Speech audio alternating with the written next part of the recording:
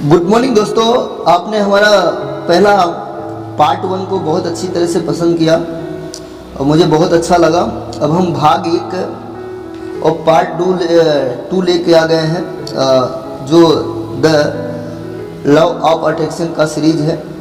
Right, चलिए हम start करते हैं। भाग 1, अब्राहम के अनुभव से हमारा मार्ग निर्धारण। परिचय, जेरी हिक्स। इस पुस्तक की रचना के पीछे हमारा उद्देश्य आपका उन सार्वभौम नियमों एवं व्यवहारिक प्रक्रियाओं की जानकारी देना है जिससे आपको स्वयं को नैसर्गिक तथा कल्याणकारी अवस्था प्राप्त करने हेतु स्पष्ट व सुनिश्चित निर्देश प्राप्त हो सके।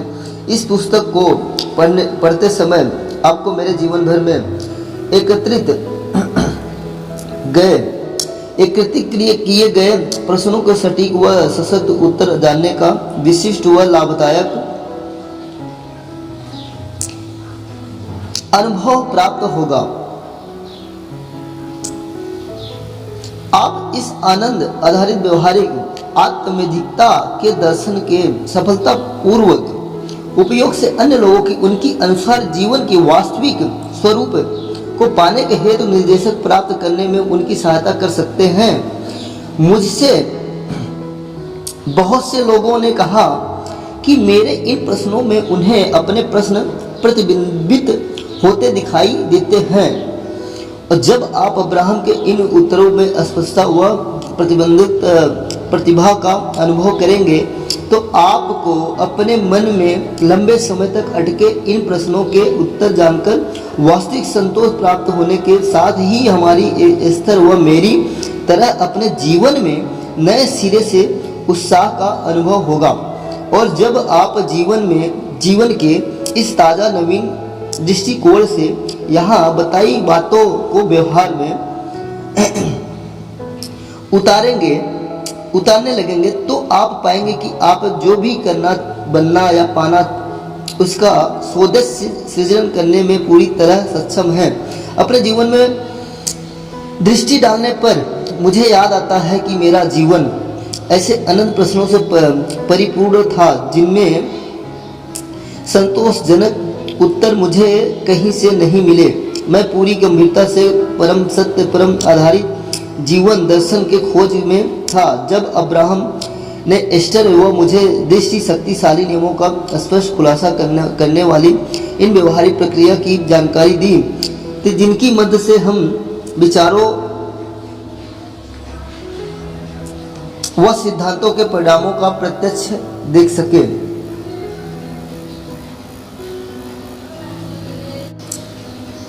तब मुझे महसूस हुआ कि अपने मार्ग पर चलते हुए मुझे जो पुस्तक, शिक्षा व जीवन अनुभव प्राप्त हुए उनमें से प्रत्येक मेरे अब्राहम तक पहुंचने का सशक्त माध्यम साबित हुआ।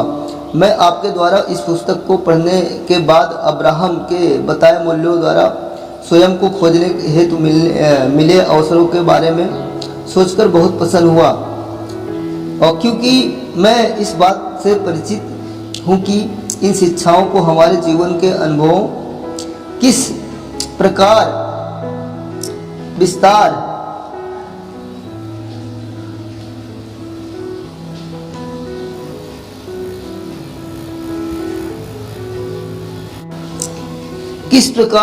आप इस पुस्तक में डूबकर अब्राहम द्वारा बताए गए सरल व शक्तिशाली नियमों को परिचित हो, और जिससे आप जो चाहते हो उसे अपनी ओर स्वदेश से आकर्षित कर सकें, और आप अपने जिन अनुभवों को पसंद नहीं करते हैं उनसे मुक्त हो सकें। धार्मिक समूह का सतत प्रवाह। मेरे माता पिता धार्मिक नहीं थे, इसलिए मैं यह कभी नहीं समझ पाया कि मैं किसी चर्च में शामिल हो उस धर्म का मातावली बनने के प्रबल माध्यता को क्यों महसूस करता हूँ। जैसे जैसे मैं बड़ा होता गया यह इच्छा और बलवती होती गई। संभवतः इसके पीछे मेरे अंदर कहीं गहरे मौजूद शून्यता को भरने का प्रयास या मेरे आसपास मौजूद लोगों के सत्य को पाने के निश्चितता के धार्मिक उत्साह के प्रदर्शन का प्रभाव मात्र था।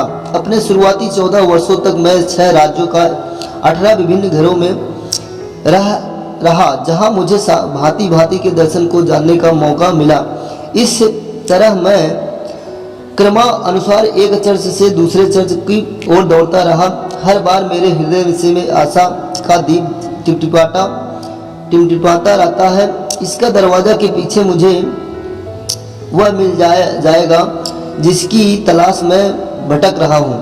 लेकिन जैसे जैसे मैं एक धर्म या दार्शनिक समूह से दूसरे में जाता रहा, मेरी निराशा उतनी ही बढ़ती गई, क्योंकि उनमें से प्रत्येक स्वयं को सही तथा अन्य सभी को गलत बताता। इस वातावरण को देखकर मेरा हृदय बार बार डूबता रहा। मैं समझ जाता कि मुझे यहाँ अपने प्रश्नों के उत्तर नहीं मिलने वाले हैं। अब्राहम की शिक्षाओं को जानने के बाद ही मैं उनकी भूमिका समझ सका, और अब उनके सभी मिथ्या दार्शनिक अंत विरोधों के प्रति मेरे मन में कोई नकारात्मक भावना नहीं है। इस तरह उत्तर प्राप्त करने की मेरी तलाश लगातार जारी है। ouija बोर्ड के मंत्राक्षर, मुझे ouija बोर्ड का कोई अनुभव नहीं था, लेकिन फिर भी मेरे मन में उनके प्रति बहुत कठोर नकारात्मक विचारधारा भी। मैं जानता था कि वह एक खेल है से अधिक कुछ नहीं है, बल्कि केवल एक प्रचलित मंत्र ही है। जब वर्ष 1959 में वाशिंगटन स्पोकन शहर में मेरे मित्रों से इस बोर्ड के खेलने का विचार बनाया, तो मैंने इसकी हंसी उड़ाते हुए इसमें शामिल होने से इनकार कर दिया। लेकिन फिर अपने मित्रों के जोर देने पर मैंने पहली बार इसका प्रत्यक्ष अनुभव प्राप्त किया, जहां मैंने अपने समक्ष एक अद्भुत घटना घटते देखी। मेरे जीवन भर में के प्रश्नों की सूची अब भी अनुत्तरित थी, इसलिए मैंने बोर्ड से पूछा, मैं सही अर्थों में भला कैसे बन सकता हूँ। उसने तुरंत ही तीव्र गति से कुछ अक्षरों को जोड़कर शब्द बनाया, और उस प्लेटेंट ने इंगित किया, रेड पढ़ो। मैंने पूछा, पढ़ो पर क्या? उत्तर आया, बुक्स, पुस्तकें। जब मैंने पूछा कौन सी पुस्तकें, तो उत्तर आया पुनः वैसी ही नाटकीय तीव्र गति से, अन्यानंद अल्बर्ट स्वीजर। मेरे दोस्त ने कभी अल्बर्ट स्वीजर का नाम नहीं सुना था, और चूंकि मुझे भी उनके बारे में कुछ अधिक जानकारी नहीं थी, इसलिए कुछ समय के लिए मेरी उत्सुकता बढ़ गई, और मैं उस व्यक्ति की खोज में लग गया कि जिससे संबंध में मुझे इस अद्भुत तरीके से साभिप्राय जानकारी प्राप्त हुई थी। मुझे तो पहले ही लाइब्रेरी में मिली उससे अल्बर्ट स्वीजर की बहुत सी पुस्तकें उपलब्ध थी। मैं एक एक करके सबको पढ़ गया। यह नहीं कह सकता कि स्वीजर की उन पुस्तकों में मुझे अपने प्रश्न की लंबी सूची में कोई भी उत्तर प्राप्त हो सका। स्वीजर लिखित the quest of the historical Jesus ने विशेष रूप से मुझे यह ज्ञान दिया कि चीज़ों को देखने के मेरे अनुमान से ही कहीं अधिक मार्ग मौजूद है। ouija बोर्ड ने तो मुझसे कोई शक्तिशाली उद्देश्य हुआ, और ना ही मुझे अपने किसी प्रश्न का उत्तर ही मिला। इसमें मुझे अपने प्रश्नों के उत्तर प्राप्त कर शक्तिशाली ज्ञानोदय की ओर खिड़की खोलने की आशा का उत्साह ठंडा पड़ गया। लेकिन इसमें मुझे किसी बुद्धिमान संपर्क की मौजूदगी का एहसास हो गया कि यदि मैंने खुद से यह अनुभव प्राप्त नहीं किया तो होता, तो मुझे इस पे कभी विश्वास नहीं होता। मुझे ouija बोर्ड के कोई लाभ नहीं हुआ, लेकिन एक मनोरंजनकर्ता के तौर पर यात्रा करते हुए जब मैंने सैकड़ों लोगों पर इसे आजमाया, तो मुझे ऐसा 3 लोगों मिले जिन्होंने इसमें सफलता प्राप्त हुई। मैंने ओरेगन के पोर्टलैंड में रहने वाले अपने कुछ मित्रों जो बोर्ड के उपयोग में सफल रहे थे के साथ सैकड़ों घंटे अपने मुताबिक कुछ अभूतिक प्राणियों के बातें प्राणियों से बातें की। हमसे बात करने वाला कि उस मनोरंजन परेड जाल दृश्य पुजारी राजनीतिज्ञ व रब्बी सभी लोगों को शामिल थे। यह बातचीत कुछ वैसी ही थी जैसी आप किसी भी पार्टी के दौरान मन बहलाने के लिए करते हैं, जिनमें कई एजेंट दृष्टिकोण से विचार लोगों को शामिल रहते। मुझे कहना होगा कि मुझे इस बोर्ड से ऐसा कुछ भी सीखने को नहीं मिला जिसे मैं अपने जीवन में उपयोग कर सकूं या मैं उसे किसी को सिखा सकूं, और एक दिन मैंने उसे फेंक दिया। लहजा बोर्ड के प्रति समग्र का उससे जुड़ी किसी भी क्रिया को उस दिन समापन हो गया। हालांकि इस अद्भुत अनुभव विशेष तौर पर पुस्तकें पढ़ने के लिए प्रोत्साहित करने वाले बुद्धिमत्ता ने मुझे यह बता दिया कि मैं फिलहाल जितना जानता हूं उससे कहीं अधिक जानने का काफी बाकी है। इससे मेरे मन में प्रश्नों के उत्तर जानने की लालसा और अधिक भड़क गई। मैं मानने लगा कि ब्रह्मांड की कैसे काम करता है, हम यहाँ क्यों हैं, हम कैसे और अधिक आनंद जीवन की सकते हैं, और कैसे हम यहाँ होने के कारणों का पूरा कर सकते हैं। ऐसे प्रश्नों को व्यवहारिक उत्तर देने वाली बुद्धिमत्ता प्राप्त की जा सकती है। सोचे और अमीर बने, थिंक एंड ग्रो रिच। वर्ष 1965 में जब मैंने कॉलेज व विश्वविद्यालय के लिए संगीत कार्यक्रम कर रहा था, तो मुझे एक ऐसी पुस्तक मिली जिससे मुझे अपनी लगातार लंबी होती प्रश्नों की सूची के उत्तर पाने का संभवतः पहला अनुभव प्राप्त हुआ।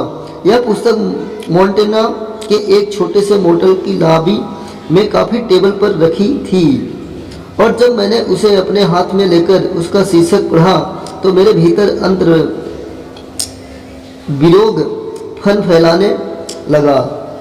उसने कवर पर लिखा था थिंक एंड ग्रो रिच, लेखक नेपोलियन हिल। मुझे यह सिखाते हैं शीर्षक बहुत ही त्रिगत लगा। मेरे मन में अन्य बहुत से लोगों की भांति अपने पास कम वस्तुओं होने का दोषारोपण अमीरों पर करने के चलते उनकी नकारात्मक छवि बनी हुई थी। लेकिन इस पुस्तक में कुछ खास बात अवश्य थी। उसके लगभग 12 पृष्ठ पढ़ने के बाद रोमांचक से मेरे शरीर के रोंगटे खड़े हो गए और मेरी रीढ़ की हड्डी में उत्तेजना का पारा भी उतरने लगा। हम सभी जानते हैं कि इस तरह की शारीरिक व आंतरिक मानसिक इस बात का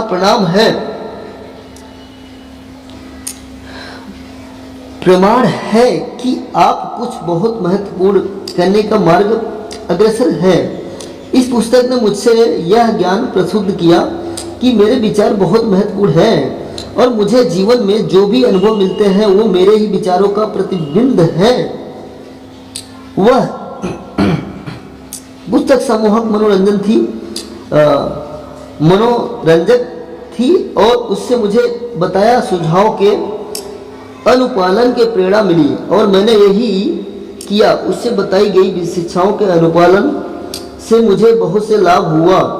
थोड़े ही समय में मैंने अपना अंतर्राष्ट्रीय बिजनेस खड़ा कर दिया और जिसने मुझे हजारों व्यक्तियों को जीवन सार्थक तरीके से सुधारने का अवसर मिला। बल्कि मैं जो कुछ भी सीखा अन्य लोगों को सिखाना भी आरंभ कर दिया। नेपोलियन हिल की उस नवीन परिवर्तित करने वाली पुस्तक से मेरी लाभकारी होने के बाद भी मुझसे पढ़ने वाले बहुत से लोगों को जीवन में वैसा नाटकीय सुधार नहीं हो सका जैसे मेरे साथ हुआ। इसलिए और अधिक सटीक उत्तर पाने की मेरी खोज अब भी जारी थी। सेठ की अपना यथार्थ बनाने की सलाह। दोस्तों, हमारा यहाँ से अभी ये जो ऑडियो सेशन है ये पार्ट 2 का हम यहाँ से एंड करते हैं। आगे का जो सेशन है तो हम तीसरे पार्ट में लाएंगे और मुझे लग रहा है दोस्तों ये लगभग 10 पार्ट में जाएगा, क्योंकि ये अगर हम थोड़ा फास्ट पढ़ेंगे तो होगा क्या दोस्तों, आप लोग समझ नहीं पाए हो। अगर हाँ ये ऑडियो अगर आप पार्ट आपको अच्छा लग रहा है तो सब्सक्राइब कर दिए चैनल को, और इसी तरह ऑडियो बुक का सीरीज में लाता रहूँगा आपके लिए मोटिवेशन से हर एक नेटवर्क मार्केटिंग का, ठीक है। और हाँ, बेल आइकन प्रेस कर देना जरूर, ताकि आने वाले हमारे जो ऑडियो वीडियो हैं नोटिफिकेशन आपको मिल जाए। अगर ये दोस्तों आप बुक पढ़ना चाहते हैं, नीचे इसका डिस्क्रिप्शन लिंक दिया गया है, वहाँ से आप परचेज कर सकते हैं। अदरवाइज नहीं परचेज कर सकते तो कोई बात नहीं दोस्तों, अगर आपके पास पैसे हैं तो परचेज कर सकते हैं, अगर नहीं है तो आप हमारी ऑडियो फ्री में आप सुनते रहिए दोस्तों। आप लोग का प्यार बना रहेगा तो हम हमेशा आगे बढ़ते रहें और सब मिलके आगे बढ़ेंगे। यहाँ तक ऑडियो सुनने के लिए आपका बहुत बहुत धन्यवाद। Thank you so much.